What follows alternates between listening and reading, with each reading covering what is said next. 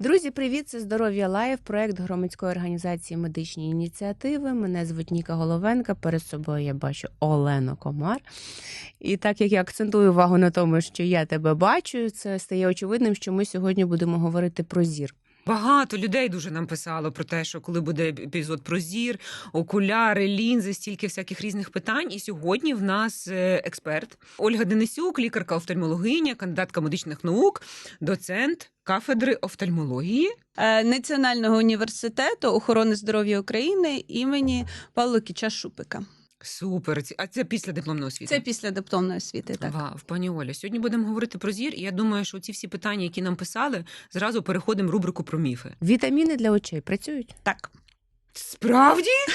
О, Боже, шок! Так, це Я шок, так, вони працюють. І це дуже цікаво, тому що вони впливають на пігменти, які є у нас в сітківці, і вони їх відновлюють, тому безпосередньо, але це повинні бути правильні вітаміни, які призначає саме лікар. Угу. І ці вітаміни дійсно допомагають відновити сітківку, покращити її функцію і в деяких випадках профілактувати вікові захворювання сітківки. Окуляри. Вони погіршують зір. Окуляри, коли ми носимо, кожні 2 роки треба брати сильніші і сильніші. Використовуйте окуляри тільки в критичний момент, коли ви вже нічого не бачите, на вас їде машина, тоді беріть окуляри. Що з окулярами? Чому стільки міфів довкола окулярів? Тому що насправді не треба носити окуляри, не треба їх змінювати, і окуляри не погіршують зір. Угу. Це так для всіх міф. Чому раніше вважалось так? Тому що люди відмічали, що коли вони знімають окуляри, їхній зір стає гірше. Але насправді окуляри допомагають нам отримати кращий зір, тобто вони коректують ті похибки, які у нас є, як природні, анатомічні, з якими ми народились, так і вікові. Тому, але коли ми одягаємо окуляри, у нас Full HD Vision, тобто ми бачимо гарно, а коли ми їх знімаємо, ми бачимо так, як ми бачили раніше. Ага, Але мозок вже звик до того, вже до хорошої картинки, тому здається, що коли ми знімаємо окуляри, то зір погіршується. Насправді ні. Таке коротеньке буде просто доповнення. Пацієнтам, яким призначили носіння окуляр, а вони от вірять в цю історію, що окуляри – це зло, вони роблять собі гірше, коли не одягають їх. Так. Окей, супер. Особливо дуже важливо з дітьми. Я хочу додати таку Так. ремарку, тому що я навіть досі стикаю, що коли дітям призначають окуляри, батьки вважають, що це погано. Деякі батьки, на жаль, думають, що в окулярах це дитина буде виглядати погано.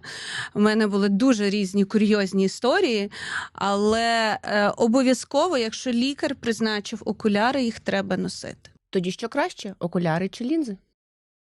Тут, знаєте, що краще, Мерседес чи Ауді? Тобто, в принципі, підходить особисто тобі. це те, що підходить особисто вам. Окуляри класні в тому випадку, що вони завжди є, і їх можна одягнути і зняти, коли вам зручно, коли це комфортно. Але є такі нюанси, що вони можуть бути тяжкі. Вони можуть десь тут тиснути, десь закривати дужки поле зору. Тому треба вибирати такі окуляри, так як потрібно вибирати, підбирати в оптиці. Лінзи дають можливість обходитись без обмежень. Тобто це для спорту, для активного способу життя, але лінзи потребують дуже багато догляду. Їх треба знімати. Я ще додам один такий міф про лінзи. І навіть якщо пишуть, що лінзи можна не знімати, їх обов'язково треба знімати. Їх треба знімати ввечері, спати без лінз, дати очам можливість відпочити і зранку їх одягати. Повинні бути чисті руки, щоб це робити. Тобто там є деякі обмеження. І, наприклад, окуляри постійно повинні бути, бо якщо лінза випаде, а у вас нема якоїсь запасної лінзи, то ви взяли, одягнули окуляри, в цьому проблема вирішується. Вау! За 3 роки діяльності нашого подкасту це найбільш інформативна рубрика «Міфи». Це чи правда? Дякуємо вам, але ще не всі міфи, ми продовжуємо. І міф нас гаджети псують зір, заберіть від дітей від екрану, зробіть... така історія є. В мене є друзі, в яких є друзі. І ці друзі, вони не дозволяли дитині взагалі нічого не показували. Телевізора в них вдома не було, телефоном в них називалася запретка. І вони навіть не користувались. І вони в зв'язку з цими подіями, вони їдуть в Польщу, заходять в торговий центр, дитині там, умовно, 4 роки, і попадають, типу, нашого Фокстроту такого. Фокстрот, ви можете дати нам рекламу. Дуже багато екранів, і в дитини починається просто істерика. Ну, це, типу, як, знаєте, як дитинка підземелля, вона виходить. Що насправді з гаджетами? Що робити нам? Наприклад, я і Ніка, ми даємо, наші дітки мають планшетики, вони дивляться собі щось на планшетиках. Наскільки ми погані мами? Ой, мене, мабуть, це колись батьки можуть вбити, але я вам скажу так, гаджети не псують зір напряму. Ага. Тобто, треба розібрати дві речі. Якщо батьки бояться, що у дитини вдруг з'явиться близорукість, то близорукість просто так не з'являється. Зазвичай це генетично обумовлене. Тобто, якщо батьки близорукі, у дідусі, бабусі були близорукі, то майже там 80% велика ймовірність того, що дитина буде близорукою. Тобто ніхто не дивується цьому. І планшет не збільшить близорукість вашої дитини. Єдине, що воно робить, вона перенапружує нервову систему і перенапружує функцію сітківки.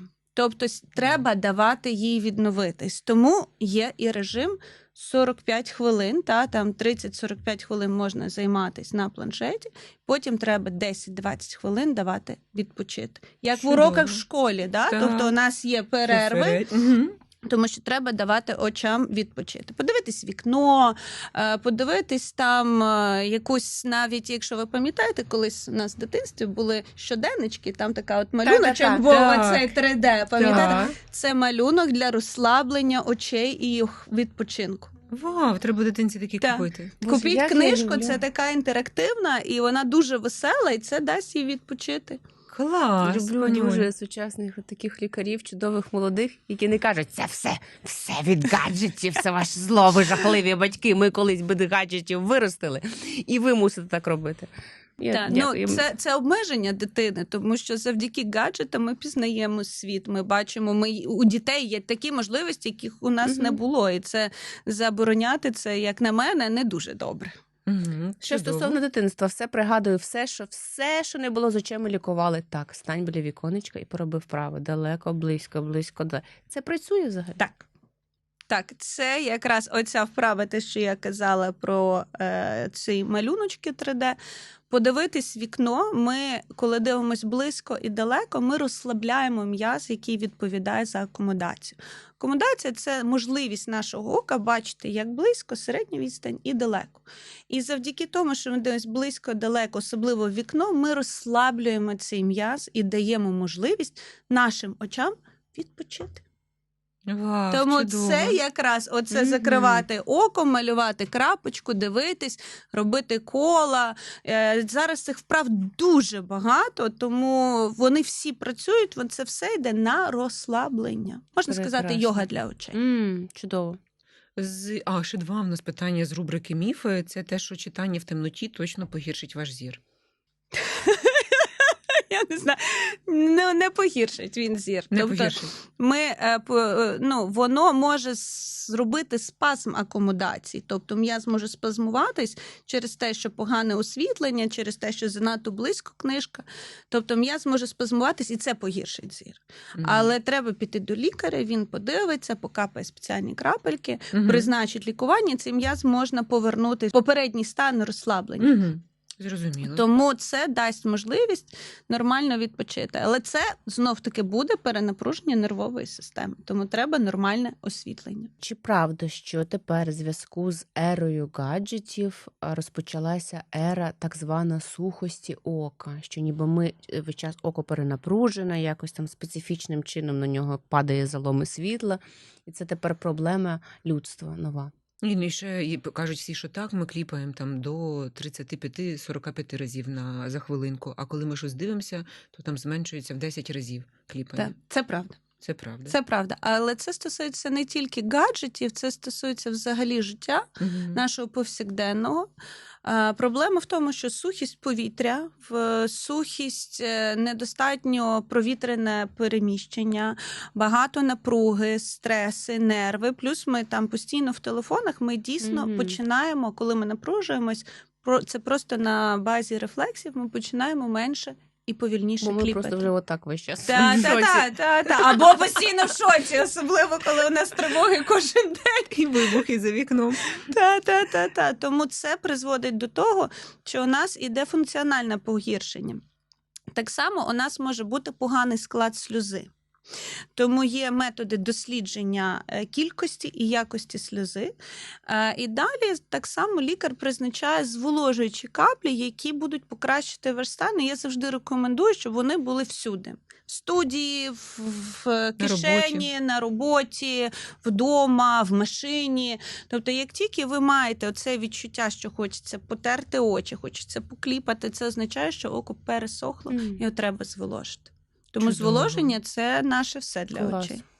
Слухайте, але ви сказали дослідження сльози, і я пам'ятаю, що нам в університеті розповідали, що коли ми плачемо від горя, сльози більш солоні, а коли ми плачемо від радості, сльози менш солоні. Може змінюватись склад сльози від того емоційного нашого стану? Ні, але сльоза сама відрізняється, тому що у нас є дві частини, що робить нашу сльозу. У нас є слізна залоза, так. І у нас є мейбоміві залози, залози кон'юнктиви, і коли ми плачемо, емоційні сльози – це слізна залоза. А все інше, це майже все інше, це за рахунок мейбомових залоз і залоз на наших повіках. Тому трошечки не сам склад, а хто функціонує більше під час емоційних сліз. Та слізна залоза і так функціонує, якби вона додає трошечки сльози, але так, це дві різні структури, які відповідають. Вау! Дуже подобається вже мені наш епізод! А якщо, пані Олі, говорити про зір в цілому, от як він змінюється від новонародженої дитинки до періоду старості? Які такі суттєво критичні зміни зазнає наше око? І що цікавого ми могли б сьогодні глядачам розповісти про нього? Я пам'ятаю, що дитинка, коли народжується, вона бачить не одразу всі відтінки, а потім стареньке око, як воно теж не бачить всі відтінки. Тобто розкажіть нам про життя цього ока. Насправді життя ока дуже цікаве і воно унікальне, тому що, якщо ми пам'ятаємо всі з університету, дитина в утробі, очі в неї закриті. І коли вона відкриває, і перший подразник, який безпосередньо стимулює сітківку нашого ока, тобто це плівка, яка відповідає за зір, то вона стимулюється від того, що коли дитина відкриває очі, і світло попадає на неї. Тобто як перший крик, так і це перший погляд для дитини. І дуже важливо, щоб у дитини були здорові очі, тому що, наприклад, якщо є вроджена катаракта, і світло не попаде на сітківку, то вона не буде розвиватись. Тому дуже важливо в перші дні життя, щоб вас подивився офтальмолог, подивився неонатолог, подивився педіатр, для того, щоб зрозуміти, чи є проблема, чи ні. Далі око у нас росте і росте з нашим організмом, тобто він змінюється. І дитина народжується з далекозоркістю, яка потім поступово зникає. І десь ми вже око завершує свій ріст десь 21-25 років. Тобто до 25 років може змінюватись зір. Далі ми маємо етап стабільного зору, і далі після 40 у людини знов з'являється оця далекозоркість, гіперметропія.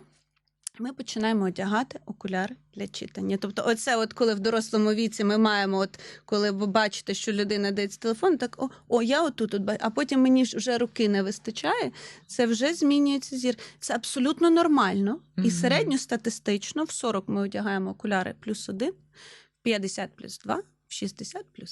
І далі у нас, коли ми вже стаємо більш старшими, починає поступово змінюватись наш кришталик. Тобто давайте зробимо уявлення, що наше око – це як фотоапарат. Так. І у нас є об'єктив, тобто це лінзочка, у нас є плівка – це сітківка, і матриця – наш головний мозок. Мгм. Тобто сама лінза це як у нас фізіологічна є лінза в оці, вона так і називається кришталик ока, і він змінюється все життя. І з часом він мутніє, тому і я або інші Протерти. хірурги дістаємо цей мутний кришталик і ставимо новий прозорий для того, щоб максимально відновити зір. Вау, яке гарне пояснення. Пані Оля, зважаючи на цю історію життя ока, скільки критично важливих профілактичних оглядів треба зробити, в який вік? Ну, я завжди кажу, що до офтальмолога бажано ходити раз на рік. Ага. Тобто перевірити зір, подивитись, чи все добре. Якщо є людина, яка носить контактні лінзи або окуляри, дуже важливо хоча б раз на рік, раз на півроку. Динаміку відстежувати. Дивитись так? динаміку, чи змінюється, чи є алергічні реакції, чи є якісь проблеми. Критично це в дитинстві, тобто це от в перші тижні подивитись. Далі, коли вже батьки бачать, що дитина якось не реагує погано бачить, не реагує на подразники світові, або десь тягнеться, тобто це десь 1 рік, 3 роки. Далі, коли вже дитина стає більш контактною, це вже 4-5. Перед школою Перед школою треба йти. обов'язково перевірити зір. І дуже уважно треба дивитися і слідкувати за дитиною, як вона. Якщо вона тримає отак от близько книжку, то треба йти до офтальмолога, тому що, скоріш за все, в неї є близорукість. Далі десь раз там на рік обов'язково ходити, і після 40 обов'язково вже проходити такий скринінг, перевіряти зір, перевіряти внутрішньоочний тиск, дивитись сітківку. І далі вже лікар може на ранніх стадіях виявляти різні хвороби, які потім можна просто попередити. Угу. І це, якщо людина все робить правильно і приходить на профілактичні огляди, і ми випадково виявляємо хворобу на ранніх стадіях, то ми в багатьох моментах можемо її попередити і продовжити якість зору на довготривалий час. Угу. І от про хвороби ви згадали. А які такі найчастіші хвороби, з якими найчастіше зустрінеться людина протягом життя? По-перше, саме часте це кон'юнктивіти. У всіх Точно. когось було запалення, це теж треба обов'язково йти до лікаря, не треба займатися самолікуванням, тому що вони є абсолютно різні, вони найчастіші можуть бути, всіх чули про ячмінь, це теж таке інфекційне захворювання. Але зазвичай не повинно бути ніяких проблем. Вже далі, коли ми стаємо старшими, то можуть бути вікові зміни. І це перші зміни, це найчастіше це катаракта, тобто це помутніння кришталика. І це саме найкраще, що може трапитись з людиною. Чому? Тому що катаракта – це не хвороба, це вікові зміни. І якщо її замінити, при умові, що все інше здорове, зір повністю повертається на 100%. Тобто не треба чекати, і я ще буду наголошувати на це, не треба чекати, щоб вона дозріла. Як раніше казали, що треба сидіти. Не треба. Сучасні технології допомагають зробити міні-інвазивні операції, поміняти кришталик і повністю повернути зір. Далі може бути глаукома. Це вже страшне захворювання. Воно, на жаль, призводить до незворотньої сліпоти. Це підвищення внутрішньоочного тиску. І підвищення внутрішньоочного тиску давить на зоровий нерв, якщо дуже просто. Давить на зоровий нерв як жгут. Це якщо дуже просто, мене, може, колеги будуть казати, що я просто розказую, але інакше не виходить для людей, щоб ви не розуміли. Давить на зоровий нерв, і він помирає. Це не болить. І зміни вже пацієнт відчуває десь на 2-й, може 3-й стадії, а їх всього 4, і 4-та – це вже сліпота. Тобто повернути, незворотні. Тобто повернути ми не можемо. Тому треба обов'язковий скринінг, треба обов'язково міряти внутрішньоочний тиск. Зараз ця хвороба стає молодшою, тобто якщо це було раніше там 50-60 років, то зараз це вже може бути 35-40. Тому дуже і тут важливо... я хотіла вас зупинити. Тут важливо, коли ми йдемо на профілактичний огляд до офтальмолога, щоб виключити глаукому, обов'язково нам лікар повинен поміряти оцей очний тиск. Обов'язково. Це, це таке обов'язкове обстеження офтальмолога. Перевірити зір, подивитись рефракцію, поміряти внутрішньоочний тиск і взагалі подивитись око і сітківку. Це займає десь приблизно 20-30 хвилин. Супер. Але це дасть можливість виявити хвороби на ранніх стадіях. Ну і останнє, це така теж розповсюджена хвороба, це вікова макулярна дегенерація, це вже більш складна хвороба, це хвороба сітківки. Я завжди порівнюю як атеросклероз сітківки. Тобто це атеросклеротичні зміни, які можуть приводити до різних форм цієї макулярної дегенерації, і, на жаль, це теж приводить до незворотньої втрати зору. Але якщо виявляти все ж таки на ранніх стадіях, ми можемо профілактувати, можемо призначати певне лікування, є ін'єкційне лікування при різних формах, і продовжити якість зору, її пролонгувати. Ну, все-таки найпопулярніше таке захворювання, в лапках найпопулярніше, це катаракта. Так. І це хвороба якого віку найчастіше? У всіх по-різному. Вона може бути насправді як вроджена, так і набута. Тобто вроджена – це дитина народжується з цією катарактою внаслідок певного порушення розвитку внутрішньоутробного. Якщо ми говоримо про набуте, це може довготривалий прийом гормонів, якщо це молоді пацієнти. Раніше були агресивні у нас наркози, які теж інколи приводили, загальні наркози, які приводили до пришвидшення розвитку. А так, це вікові зміни. І вона може починатись, вона починається з того моменту, як ми народжуємось. Тому що у нас всередині кришталика є волокна, які постійно діляться. І він спочатку ми народжуємось, він такий гелеподібний, з часом стає плотніший, плотніший. І якщо ми отак от її розріжемо, таку вже вікову катаракту, вона буде як дерево, буде мати такі кола, такі шари. Так. Це дуже гарно, насправді, коли оперуєш, це дуже гарно виглядає, ця операція дуже елегантна, вона дуже така тонка і делікатна, і інколи вона буває настільки різноманітна, що аж прям захоплюєшся навіть, коли багато оперуєш. Як зараз оперують катаракту? Тому що є якісь сучасні лазерні методики, є якісь класичні техніки, і людина точно може розгубитися, що краще. Так, зараз золотий стандарт хірургії катаракти – це факоемульсифікація. Тобто ми використовуємо... Так. Пані Олю, тут зупиняємося і більш детальніше. Переведіть нам це слово, будь ласка. Зараз я якраз і хотіла розказати. Факоемульсифікація заключається в тому, що у нас є апарат, який генерує ультразвук. І ультразвук розбиває цей кришталик, він його емульгує, і він одночасно і робить аспірацію всіх цих мас. Тобто в ідеалі така операція триває 5-7 хвилин. Вона проводиться зараз через мікророзрізи, через розріз 2,2 мм. Вона безшовна, безкровна, вона дуже-дуже делікатна. І коли в мене навіть зараз пацієнти кажуть, а чого так швидко? Кажу, тому що чим краще хірург, тим швидше він оперує. І завдяки цьому забирає оцей старий кришталик, повністю все вичищає. Це є інструмент такий спеціальний, так? Так, це називається такий цілий апарат, факоемульсифікатор. Має такий маленький наконечник. До речі, його придумала жінка. Це дуже, дуже цікаво. Софія Бейтс, вона придумала сучасну цю хірургію. І завдяки цьому наконечнику через маленький розріз забирається оцей старий кришталик, все чиститься і імплантується новий штучний кришталик, який індивідуально підбирається під кожного пацієнта. І ця операція дає майже миттєвий результат.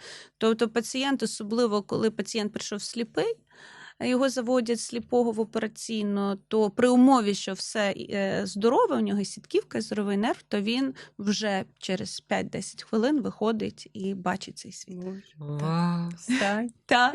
Поглянь, відкрий очі. Так, вони, Оце відчуття дуже, так, знаєте, підтримує тебе в тяжкі часи, коли там зараз ти, коли бачиш, що людина приходить і потім виходить і тішиться, бо вона бачить світ, бачить навколо своїх близьких, своїх родичів, це прям дає тобі таку наснагу працювати далі. Вау! Але я ще хотіла б дізнатися, оцим новою доволі методикою, це вже кожен лікар, хірург, офтальмолог користується. Тобто зараз же не роблять лазерно, не роблять класичні оці розрізи, вже тільки емульсифікація. Ні, лазерна є така техніка, тобто є фемтосекундний лазер, який робить етапи операцій. Тобто він робить розрізи, він робить там додаткові отвори, він ділить кришталик, але в кінці кінців хірург це все повинен відкрити, ставити наконечник, забрати ці всі маси і поставити штучний кришталик. Тому лазерна є методика, це сучасна методика, вона не у всіх клініках доступна, тому що він досить багато коштує, цей лазер. Він спрощує частину операції, але хірург все одно повинен закінчити операцію сам. Тому, в принципі, золотим стандартом зараз це вважається не лазерна хірургія, а саме факоемульсифікація. І саме факоемульсифікація – це такий стандарт по всьому світі. І зараз кожен хірург оперує, він повинен знати всі методики, але факоемульсифікація – це основна така методика, якою ми оперуємо. А що пацієнт знати повинен про вибір штучного кришталика? Чи це виключно відповідальність лікаря, і пацієнт не має права вибору? Ні, навпаки, зараз сучасна хірургія, ми навпаки підлаштовуємось під наших пацієнтів. І вибір кришталиків зараз дуже-дуже великий. Є дуже багато компаній, є дуже багато різних форм, властивостей кришталиків. Тобто основні групи – це у нас є монофокальний кришталик, це коли пацієнт бачить добре далеко, а для читання йому потрібні окуляри. Є кришталик мультифокальний, який вже має багато фокусів, і пацієнт може мати гарний зір далеко, середня відстань і близька. І є кришталики з поглибленим фокусом, які дають максимально якісний зір на далеку відстань, середню відстань, але трошечки страждає близька відстань.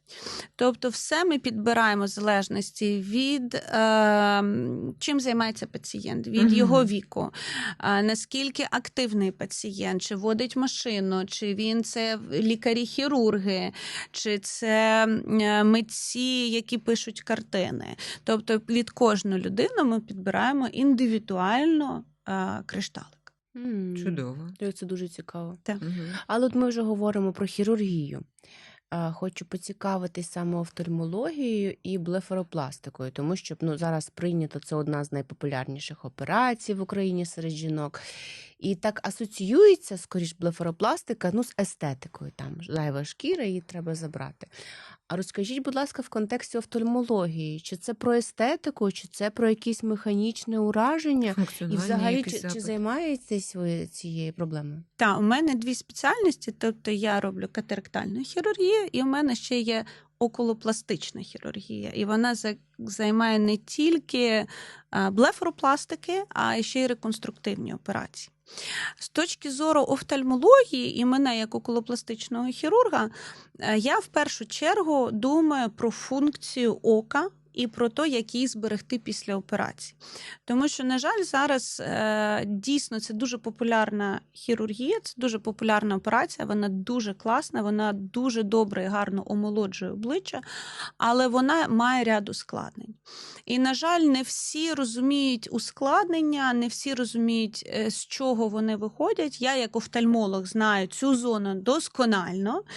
Тому блефаропластика, в першу чергу, до мене інколи звертаються пацієнти, коли вона дійсно механічно, особливо верхня, особливо чоловіки, коли верхня, вона так от закриває, погіршує поле зору. І, звичайно, і реконструктивна хірургія, коли ми говоримо, коли є мішки під очима, коли ці грижі, коли вони тягнуть повіки назад і порушується їхня функція. Тобто може бути вивороти, завороти. Тому блефаропластика саме естетична, це дійсно там забрати зморшки, зайву шкіру, забрати мішки під очима, омолодити повіки. А коли ми говоримо про реконструктивну ще хірургію, то ми можемо покращити функцію, покращити стан. Тому це все треба знати досконально хірургію, і це потім дасть оптимальний і найкращий результат після операції. А тоді ми можемо якось визначитись там ступінь птозу, покази до операції. Чи ваша, наприклад, косметологічна, якщо бачите, що це виключно косметологічний, ви ж теж, напевне, Так. візьмете таку пацієнтку? Ну, в залежності від запитів пацієнта. Ага. Тобто, у мене, наприклад, є моя принципова позиція, я не змінюю анатомію повік. Тобто я підкреслюю особистість, я підкреслюю те, що у людини є, природність, але я не роблю операції, які... Лисячі глазки, ні? Ні, категорично не роблю, тому що це дуже сильно погіршує функцію сльозовивідної системи. Тобто не так, Боже, що воно от- виглядає доволі дико, воно ще й має певні Це проблеми. дуже важливо, що ви зараз Так. говорите, тому що зараз популярні якісь, Так. що так от Підтяжки. підтягують. І я отак собі думала, це ж навіть людина не може кліпати навіть нормально. Так. Не очі. І десь я побачила в Тіктоку, ну, в мене перші дні не закриваються очі, але я буду дуже гарна. Так, це, по-перше, у нас сльоза, ми говорили на початку, Так. да, що сльоза повинна правильно текти і витікати. Тобто у нас є слізний струмочок, який йде в кутик внутрішній ока, і він потім витікає у нас вниз. Якщо у нас десь іде порушення оцієї всієї функції, буде сухість або занадто помірна сльозотеча. Тому коли робиться оці лисячі очі, коли змінюється положення нижньої повіки і змінюється функція сльозовивідної системи. Тому якщо люди, ну це зараз модно, класно, моя принципова особиста позиція, я такого не роблю, тому що я знаю, що потім до мене прийдуть пацієнти, і вони, на жаль, приходять і жаліються, що у них проблеми, а до операції їх не було, а тепер є. І то я кажу, треба все повернути назад, а вони не хочуть. І тут зробіть хоч щось, і виникають дуже багато питань. Тому питання блефаропластики, воно... особливо естетики. Я не говорю про таку, коли вже там треба робити реконструкцію. Естетики, треба правильно до цього підходити. Тому що якщо ми не будемо розуміти, як правильно повинна бути повіка в нормі, то ми її порушимо, і це потім приведе до сухості, до сльозотечі. А це, повірте, людей дуже-дуже дратує. Є люди, які втрачали і роботу. У мене є пацієнти, не мої, але яких я консультувала, які втратили роботу, які прям, лікувались, в них були розлади психоемоційні через те, що у них порушення цієї формування цього сльози і витіку цієї сльози. Вау. А я хотіла б, знаєте, що ви ще озвучили, коли птоз – це не тільки косметологічна проблема, як звернути увагу пацієнтів на те, що іноді там це може бути симптомом досить серйозних неврологічних захворювань? По-перше, це може бути симптом навіть інсульту. Тобто, якщо вдруг раптово виник птоз ока, то треба обов'язково бігти до або лікаря-офтальмолога, або до невролога. У мене особисто була така історія, у мене був пацієнтка, вона прийшла до мене, в неї 3 дні назад трапився птоз. Одне око опустилось, а друге занадто відкрилось. І вона каже, мені сказали, що це можна прооперувати. Я її відправила на КТ. І вона десь за день мені подзвонила і подякувала, що я їй врятувала життя, тому що вона лежить зараз в реанімації з геморагічним інсультом, який трапився якраз 3 дні назад. Тому якщо птоз виникає дуже різко, односторонній, якщо він виникає дуже різко, звичайно, це такий червоний прапорець, коли треба терміново бігти в лікарню. Далі птоз може бути вроджений, у діток може бути птоз, може бути набутий. Це вже вікові зміни, або, наприклад, якщо людина постійно сильно тере очі. Оце не треба робити. Не треба робити, так. Якщо так от прям хочеться, краще капнути зволожуючі каплі, тому що ми розтягуємо так шкіру і м'яз. І всі ці птози можна прооперувати. Можуть бути птози посттравматичні. У нас зараз дуже багато військових є такі птози, які ми піднімаємо. І під кожний птоз є своя операція. Тому що це такий, я називаю, самий найнепередбачуваніший м'яз в оці, який підіймає повіку, і всі операції на ньому треба дуже-дуже делікатно вибирати. А оці нависання шкіри, от, наприклад, так, отут, коли складочка утворюється, це теж птоз? Ні. А як це? О, це, до речі, да, те, що ти це, казала. ні, це у нас є, коли надлишок шкіри, і Так. вона просто нависає Нависає на на повіку, повіку. і вона механічно її опускає. Так. Це називається псевдоптоз. Мгм. Тобто це надлишкова шкіра.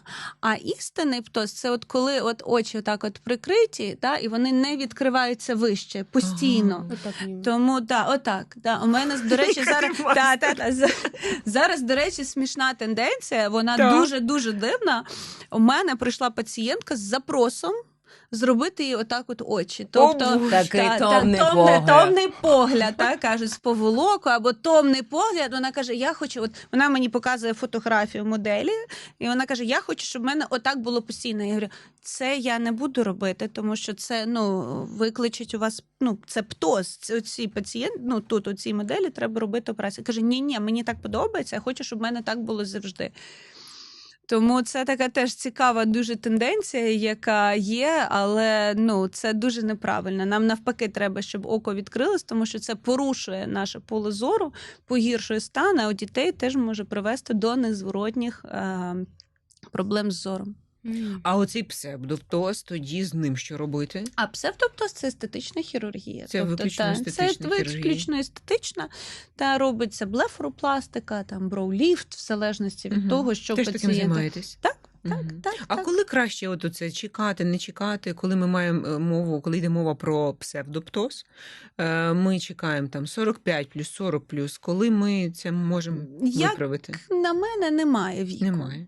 Тобто, якщо у вас є надлишок шкіри, і він Мгм. може бути вроджений, тобто ви так народились.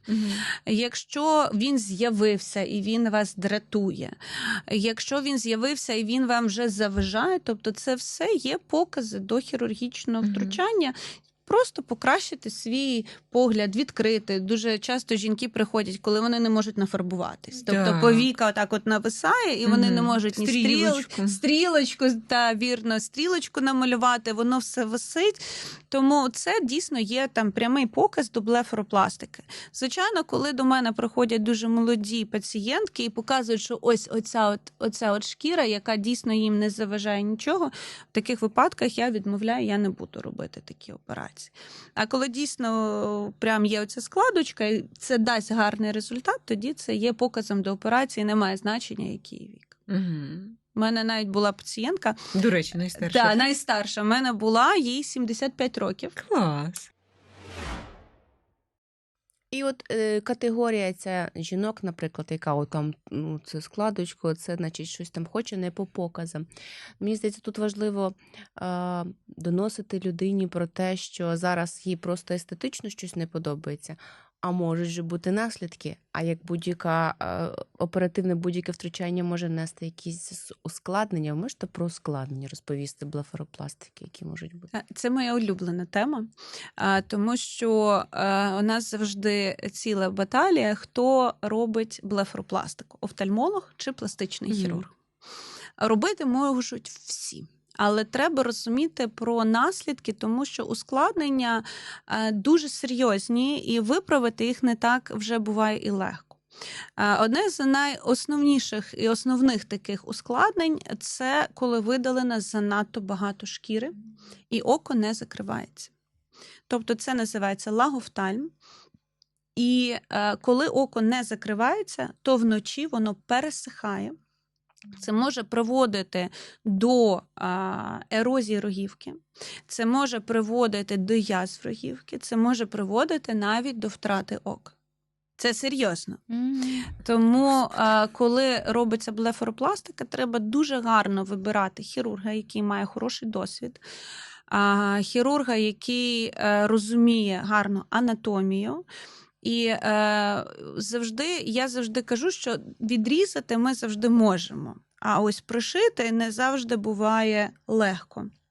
І коли до мене, на жаль, приходять такі пацієнти, яким видалили занадто багато шкіри і треба робити вже реконструкцію, то коли пояснюю, що треба робити пересадку шкіри, що там лишається більш буде грубший рубець, то, звичайно, для них це дуже така тяжка, складна вже історія, коли їм треба робити вибір між функцією і естетикою. Я намагаюся робити так, коли я роблю такі реконструкції. Це вже реконструкція. І саме страшне, що ми ніколи не зробимо так, як було до операції. Тому от це від незакриття ока – це одна з самих найскладніших ускладнень. Далі можуть бути ускладнення такі, як кровотечі. Є різні кровотечі, не буду зараз всіх лякати, але знов-таки, якщо все добре, якщо все погано, то звертається до офтальмолога, тому що ми знаємо, як з цими ускладненнями боротися.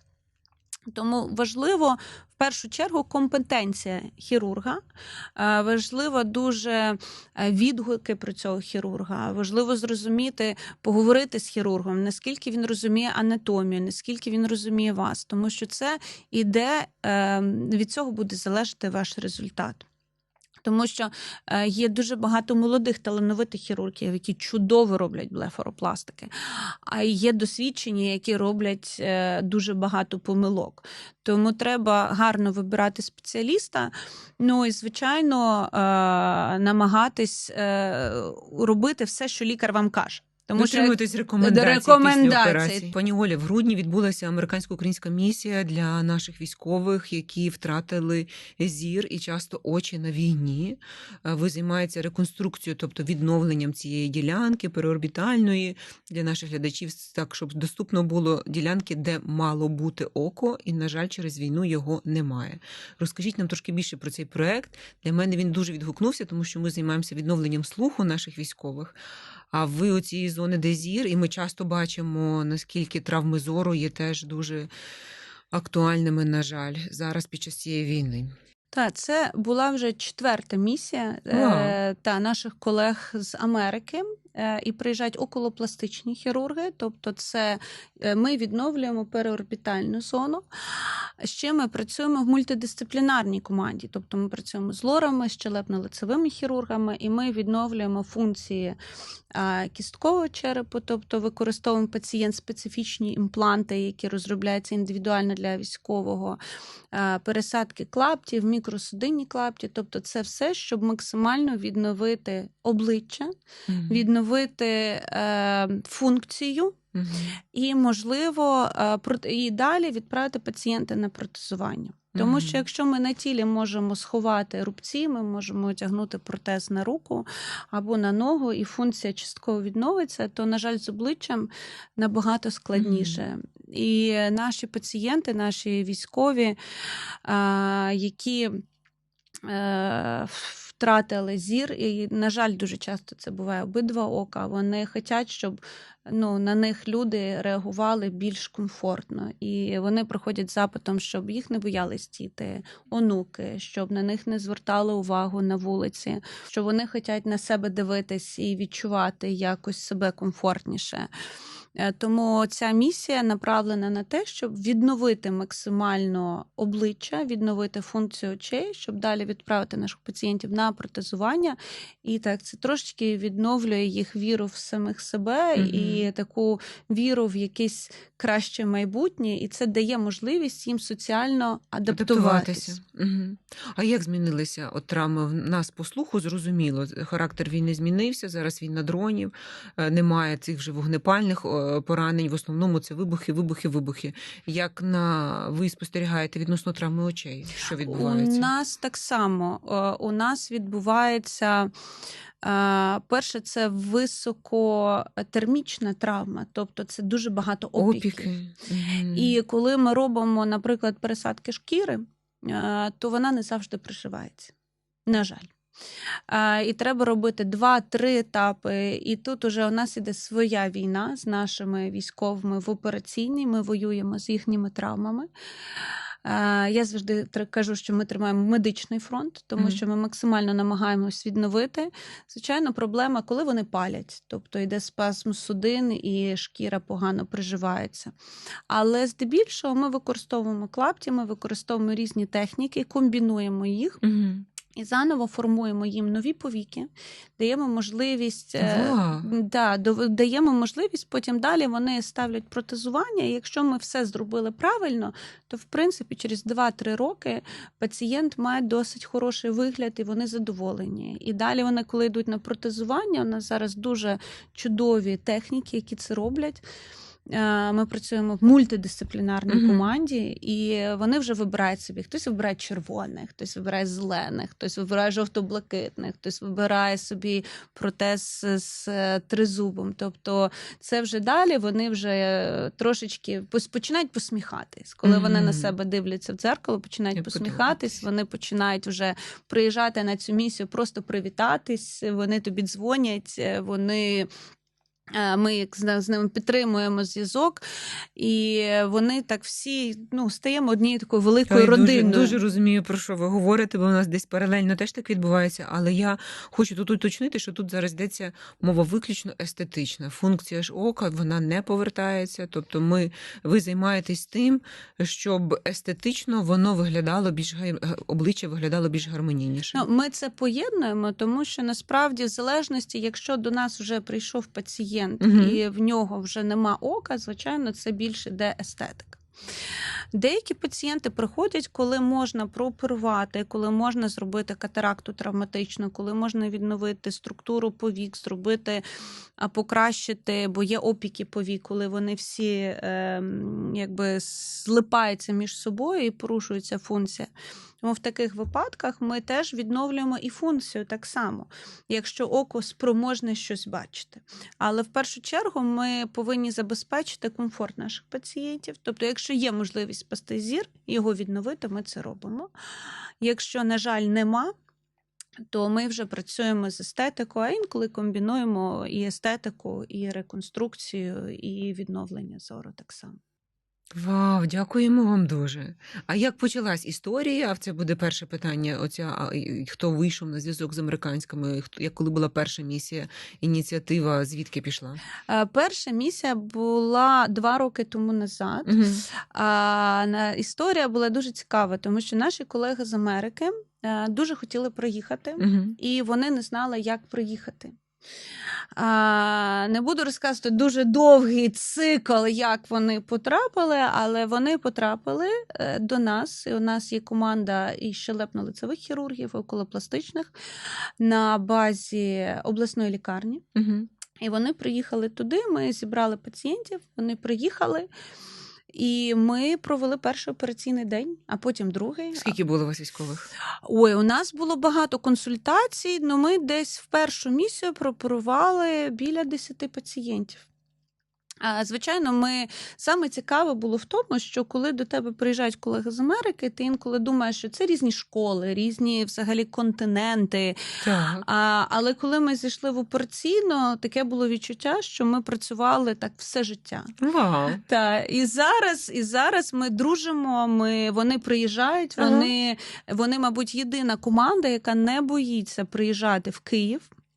Вони приїжджають в Київ, вони так само позаминулий раз пережили бомбардування, таке серйозне, потрапили на обстріл. Вони дуже нас підтримують, вони підтримують наших військових. І навіть військові вже дзвонять, а коли приїдуть лікарі? Бо вони просто приходять з ними привітатись. Коли ми вже навіть завершили всю хірургію, вони приходять привітатись.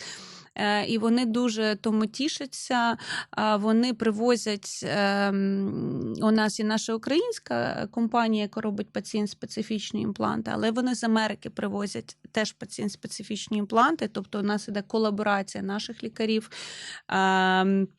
лікарів з Америки, біоінженерів, і потім це все везеться в Україну, і ми робимо пацієнт-специфічні імпланти, реконструкції, орбіти, кісткового черепа. Тому це така колаборація. Вони сказали, що вони дуже сподіваються на нашу перемогу, але це не завадить їм все одно приїжджати далі на місії. І наступна буде у нас восени.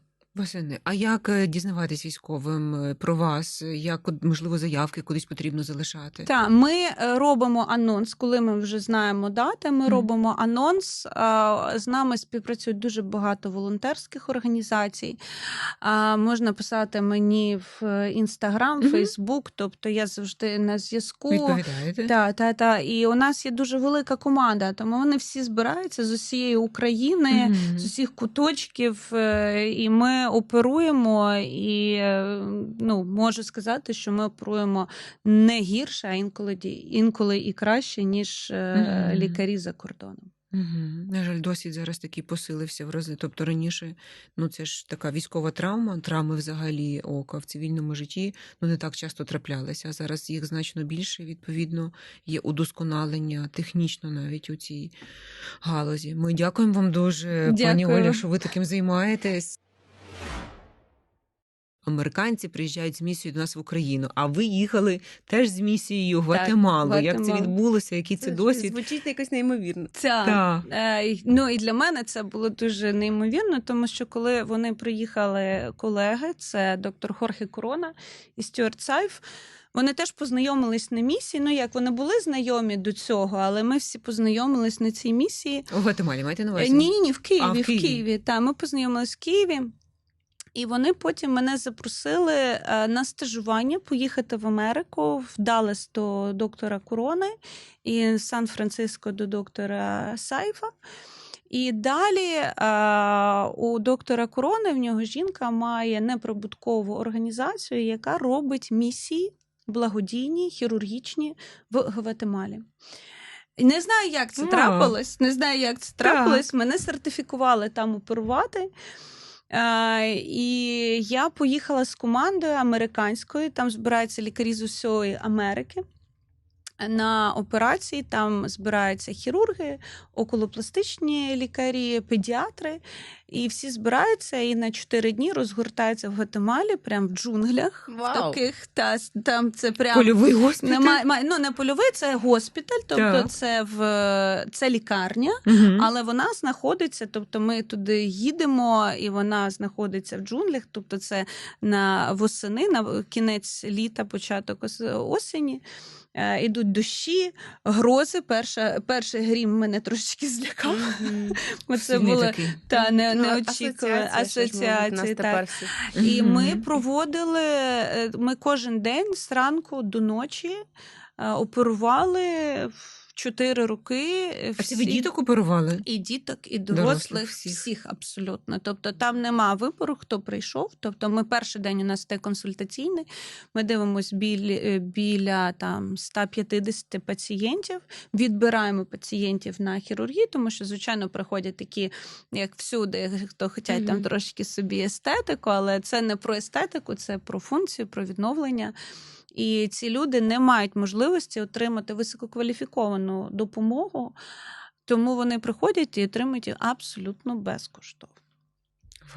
Тому така місія, і вони так здивувалися, що ми поїхали, тому що коли у нас війна в країні, поїхати кудись в іншу країну оперувати, це для них дуже було дивно, що ми погодилися. А ви одні з України були, пані Оля? Я була і ще моя колега зі Львова. Нас вдвох вибрали, і ми поїхали, і тепер ми періодично, я минулого року потім поїхала вже сама, я подзвонила, я кажу, а можна я поїду? Кажуть, так можна. І ми намагаємося, щоб інші лікарі, тобто їздили на стажування, тобто околопластичні хірурги, ми намагаємось розширити цю спеціальність, щоб, бо ми не можемо оперувати одні. І треба вчити молодих лікарів, треба навчати, допомагати, показувати, тому що зараз дуже багато і травми, і реконструкції, тому ми намагаємось навчати. У нас є наша асоціація, і ми через неї допомагаємо молодим лікарям поїхати в Америку на навчання. Звичайно, дуже важливо знати англійську мову. Тому що якщо не знають англійську мову, то це, на жаль, буває дуже складно, тому що вони не отримують той досвід, який вони могли отримати. Тобто ми проводимо різні відбір, і лікарі самі з Америки їх відбирають, і якщо вони проходять, то поїдуть, теж можна поїхати. Вау! Супер. Загалом, якщо так дуже коротко ще про стажування, наш рівень, з яким ви поїхали туди, ви вже за спиною багато чого досягли, і те, що ви побачили там, якщо порівнювати наш рівень офтальмології, хірургії і їхній? Це дуже класне питання, і я буду дуже пишатись тим, що ми не відрізняємося. Аж плакати Ми- хочу. Та, і ми навіть в деяких моментах ми навіть краще. Тому що у них дуже багато технологій, у них дуже багато правил, у них дуже багато всього. А ми можемо зробити операцію без світла, без води, в умовах, коли навколо йдуть бомбардування. Ми всі лікарі знаходимося в одних умовах, і ми все одно продовжуємо працювати. Нам нелегко, але коли ти їдеш в Америку і думаєш, що вон там щось є таке надзвичайне, ти розумієш, що ми на досить високому рівні. І в деяких моментах навіть краще. Тому такі стажування, вони набагато частіше бувають, як ще обмін досвідом. Тобто вони вміють робити щось, чого не вміють ми, а ми вміємо робити щось, чого не вміють вони. І ми ділимося. І так на завершення. От що б ви хотіли, щоб кожна людина знала про очі? По-перше, я би хотіла сказати, що очі – це дзеркало душі, тому їх треба берегти. Треба берегти себе. І в першу чергу ми всі знаємо, коли ми знаходимося в літаку, перше одягніть маску на себе, потім на дитину. Тому в першу чергу дивіться за собою, слідкуйте за собою, любіть себе, приходьте на огляди, не бійтесь, офтальмологи не кусаються, ми хороші. І приходьте, і це вам продовжить вашу якість зору і вашу якість життя. Вау, дякую. Спасибі. Дякуємо, Дякую пані вам. Ольга. Дякуємо за таку дуже класну розмову, динамічно, цікаву і моментами викликали певні здивування. Навіть наші ми лікарі